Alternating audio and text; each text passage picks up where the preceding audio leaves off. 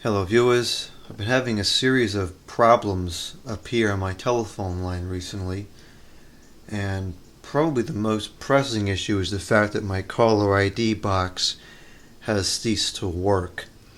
And this is the caller ID box that I use to look at the call log whenever I get home, and it also has this nice little light for messages.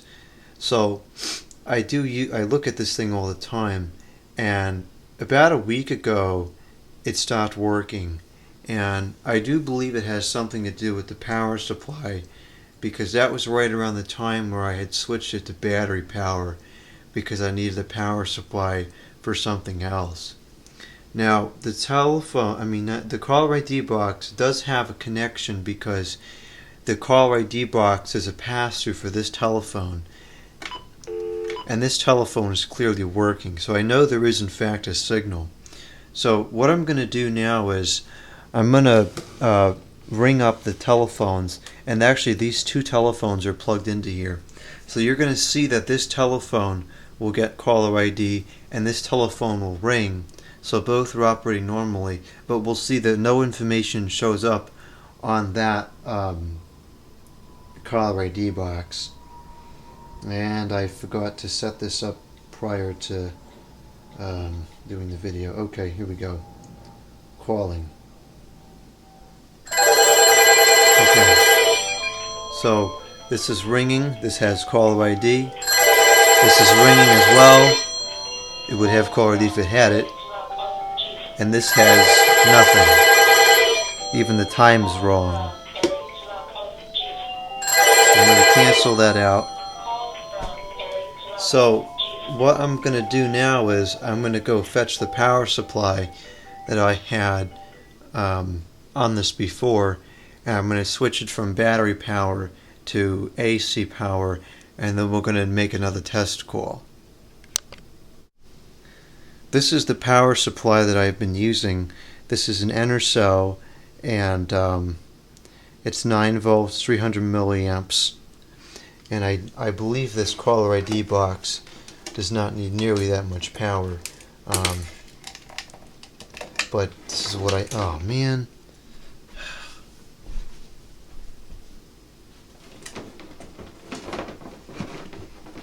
Okay. I believe this caller ID box is rated for 210 milliamps. Nope, 200 milliamps. That was close.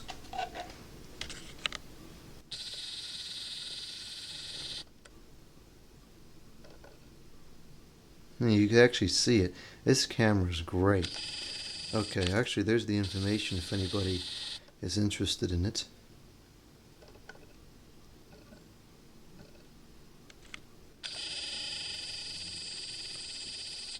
So to get the batteries out, I have to unscrew this.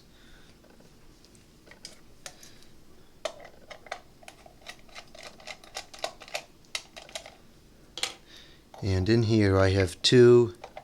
Odd that it only takes two batteries, yet it wants 9 volts from a power supply. I have two Recyco GP batteries. These are nickel metal hydride. And I suppose it's possible that this just doesn't like nickel metal hydride. But anyways, I'm going to plug in the power supply here, and hopefully this will start working.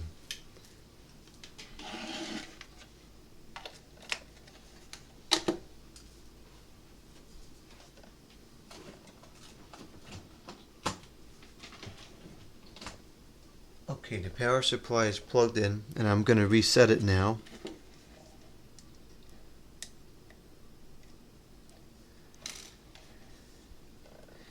And actually, I think the polarity needs to be switched on this.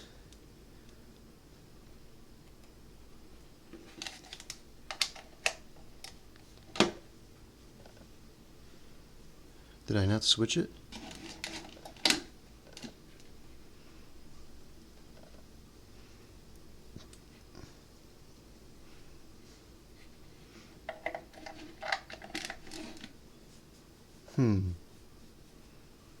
See, I really am making a fool of myself here.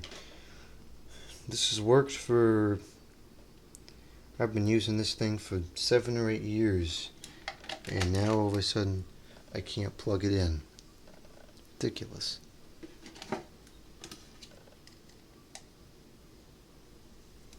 There we go. Okay, so we're back. And now I will plug this in.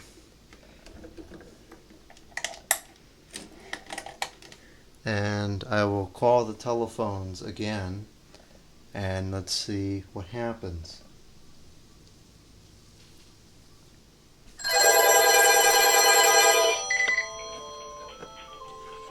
Look at that. We have caller ID.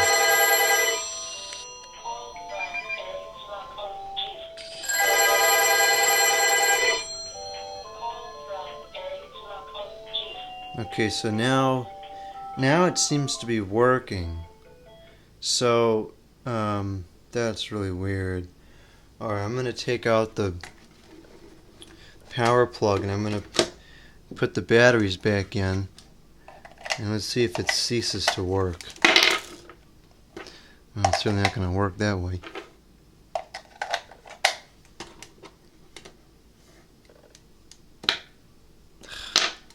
Doggone it. Okay, I put the batteries back in and I reset it. So now we're going to make another test call.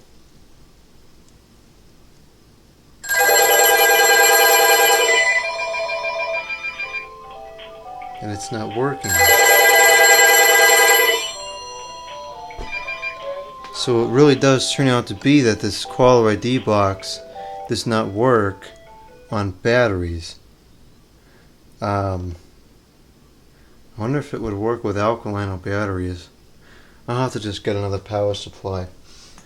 I had a power supply go MIA on a particular telephone, and so I needed this on another telephone. But I guess I'll put this back on here, and I'll see if I can find another power supply for that other telephone. So I guess we can now consider this fixed as long as I stuff this plug in here. So I guess that solves that. Not in the way I wanted to, but at least that's working again. Thank you for watching. Comment, subscribe, and out.